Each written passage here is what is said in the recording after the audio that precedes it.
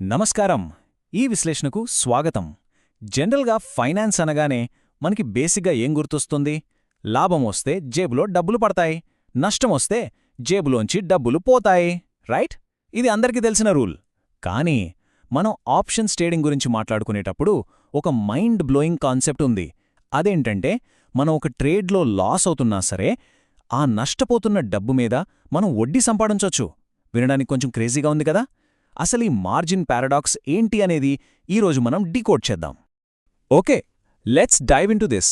అసలు నష్టపోతున్న ట్రేడ్ నుంచి వడ్డీ రావడమేంటి?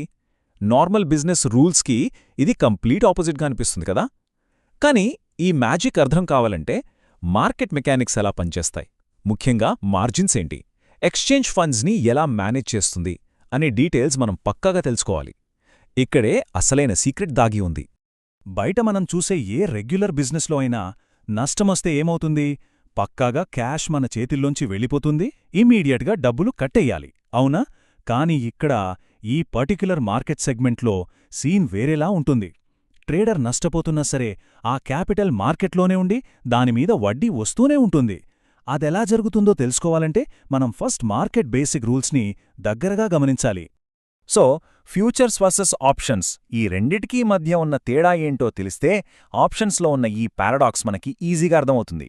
ముందుగా ఫ్యూచర్స్ మార్కెట్ గురించి చూద్దాం. ఇందులో ఏమవుతుందంటే, ఎవరైనా సరే ట్రేడ్ చేస్తే లాభం వచ్చినా నష్టం వచ్చినా డైలీ సెటిల్మెంట్ ఉంటుంది. దీన్నే మార్క్ టు మార్కెట్ లేదా ఎంటీఎం అంటారు. అంటే ఈరోజు మనం లాస్ అయ్యామా, ఆ డబ్బు వెంటనే ఎక్స్చేంజ్కి కట్టేయాలి. ఆ డబ్బుని గెలిచిన వాళ్ళకిచ్చేస్తారు. ఈ సెటిల్మెంట్ అంతా కూడా ప్రతిరోజు ప్యూర్ క్యాష్తోనే జరిగిపోతుంది. కానీ అసలైన ట్విస్ట్ ఇక్కడే మొదలవుతుంది చూడండి. ఫ్యూచర్స్లో జరిగేది కౌంటర్ పార్టీ ఆబ్లిగేషన్. అంటే మన నష్టం ఎదుటివాడి లాభం, కాబట్టి క్యాష్ ఇమీడియట్గా వేరే ట్రేడర్కి ట్రాన్స్ఫర్ అవ్వాలి. కానీ ఆప్షన్స్ దగ్గరకొచ్చేసరికి గేమ్ రూల్స్ మొత్తం మారిపోతాయి. ఆప్షన్ బయ్యర్ ముందే మొత్తం ప్రీమియం కట్టేసి సైడ్ అయిపోతాడు కదా. ఇక మిగిలిందెవరు? కేవలం ఆప్షన్ సెల్లర్ మరియు ఎక్స్చేంజ్. దీన్నే ఎక్స్చేంజ్ ఆబ్లిగేషన్ అంటారు. ఈ ఒక్క చిన్న తేడానే ఆప్షన్ సెల్లర్స్కి ఎనలేని పవర్ని ఇస్తుంది. మరి ఈ ఆప్షన్ మార్జిన్స్ అసలు ఎలా పనిచేస్తాయి? బయ్యర్ వెళ్ళిపోయాడు కాబట్టి ఇప్పుడు సెల్లర్ పరిస్థితి ఏంటో డీటెయిల్గా చూద్దాం. ఇది ఎగ్జాక్ట్గా ఏం జరుగుతుందో బ్యూటిఫుల్గా ఎక్స్ప్లెయిన్ చేస్తుంది. ఒక బయ్యర్ 20,000 పెట్టి ఆప్షన్ కొన్నాడనుకుందాం. ఎక్స్చేంజ్ ఆ 20,000 తీసుకుని ఏం చేస్తుంది? దాన్ని డైరెక్ట్గా ఆప్షన్ సెల్లర్ చేతిలో క్యాష్ లాగా పెట్టేస్తుంది. అవును, మీరు విన్నది నిజమే. ఆ డబ్బు ఇమ్మీడియట్గా సెల్లర్కి ప్యూర్ క్యాష్ రూపంలో వచ్చేస్తుంది. అయితే ఎక్స్చేంజ్ ఆ డబ్బుని ఊరికే ఇచ్చేస్తుందా? రిస్క్ లేకుండా చూసుకోవాలి కదా. అందుకే సెల్లర్ని కొంత మార్జిన్ అడుగుతుంది. దీనికొక ఫార్ములా ఉంది. ఫస్ట్ ఒక బేసిక్ మార్జిన్, సే ₹1,00,000 అనుకుందాం.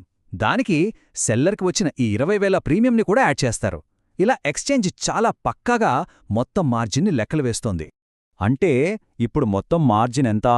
1,00,000 బేసిక్ మార్జిన్ ప్లస్ 20,000 ప్రీమియం, టోటల్గా 1,20,000. ఇక్కడే మీకొక పాయింట్ స్ట్రైక్ అవ్వాలి.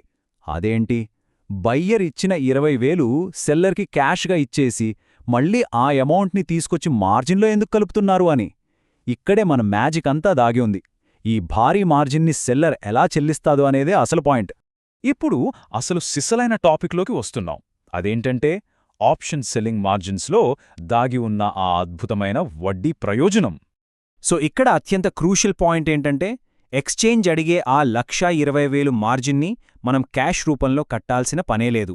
దానికి బదులుగా మన దగ్గరున్న ఫిక్స్డ్ డిపాజిట్స్ కానీ, బాండ్స్ లేదా మ్యూచువల్ ఫండ్స్ లాంటివి కొలాటరల్గా అంటే పూచీకత్తుగా ఎక్స్చేంజ్కి చూపించొచ్చు. ఒక్కసారి ఆలోచించండి. ప్రీమియం ఏమో ప్యూర్ క్యాష్ లాగా మన జేబులోకి వచ్చింది, కానీ మనం కట్టాల్సిన మార్జిన్ని మాత్రం కొలాటరల్గా పెడుతున్నాం. అంటే మన డబ్బు ఎక్కడికీ పోలేదు. పైగా ఆ కొలాటరల్ మీద మనకు కంటిన్యూస్గా వడ్డీ వస్తూనే ఉంటుంది. ఇది లాభం వచ్చినప్పుడు నంబర్స్తో ఎలా వర్కౌట్ అవుతుందో చూద్దాం. ఫస్ట్ డే 20,000 ఉన్న ప్రీమియం నెక్స్ట్ డే 10,000కి పడిపోయిందనుకుందాం. అంటే సెల్లర్కి 10,000 లాభమన్నమాట. ఇప్పుడు ఎక్స్చేంజ్ మార్జిన్ని రీకాల్క్యులేట్ చేస్తుంది. బేసిక్ మార్జిన్ 1,00,000కి ఈ కొత్త ప్రీమియం 10,000 మాత్రమే కలుపుతుంది. సో టోటల్ మార్జిన్ 1,10,000కి తగ్గిపోతుంది. అప్పుడేమవుతుంది? నిన్న మనం కట్టిన 1,20,000 నుండి 10,000 మార్జిన్ ఫ్రీ అయిపోయి ఇమ్మీడియట్గా బయటకొచ్చేస్తుంది. ఇది సూపర్ కదా. Now what's really interesting here is, అసలు నష్టమొచ్చినప్పుడు ఏం జరుగుతుందనేది. ఒకవేళ 20,000 ప్రీమియం కాస్త 30,000కి పెరిగిందనుకోండి, అంటే మనకి 10,000 నష్టం వస్తోంది. అప్పుడు ఎక్స్చేంజ్ ఏం చేస్తుంది? టోటల్ మార్జిన్ని 1,30,000కి పెంచుతుంది. కానీ అబ్సల్యూట్లీ క్రేజీ థింగ్ ఏంటంటే, ఈ ఎక్స్ట్రా 10,000 నష్టాన్ని మనం క్యాష్లో కట్టక్కర్లేదు. ఈ 1,30,000 మొత్తం కూడా కొల్లేటరల్ ద్వారానే కవర్ అవుతుంది. చూశారా? అసలు పారాడాక్స్ ఇదే. ట్రేడ్ నష్టంలో ఉన్నా కూడా ఆ నష్టపోయిన అమౌంట్ మీద కూడా మనం వడ్డీ సంపాదిస్తూనే ఉన్నాం. ఫైనల్గా ట్రేడ్ని క్లోజ్ చేసి లాస్ బుక్ చేసే వరకు మన జేబులోంచి ₹1 క్యాష్ కూడా బయటికి తీయాల్సిన పనే లేదు. మరి ఈ అడ్వాంటేజ్ని ఎవరు వాడుకుంటున్నారు? పెద్ద పెద్ద ట్రేడర్లు మార్కెట్లో ఎందుకు ఎప్పుడూ గెలుస్తారు? మనలాంటి రెగ్యులర్ ట్రేడర్స్ ఈ చిన్న మెకానిక్స్ని పెద్దగా పట్టించుకోరు.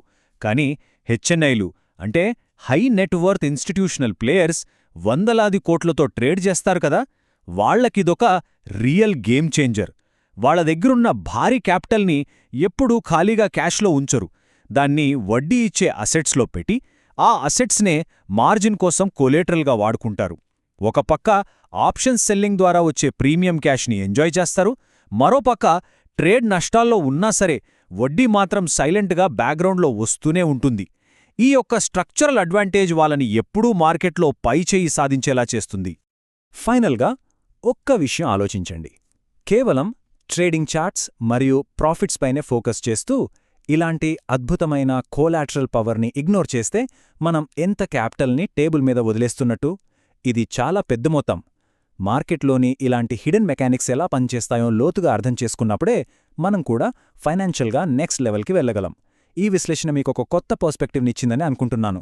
సో మీ ట్రేడింగ్ స్ట్రాటజీస్లో ఈ కాన్సెప్ట్ని ఎలా ఇంప్లిమెంట్ చేయవచ్చో ఆలోచించండి. మళ్ళీ కలుద్దాం.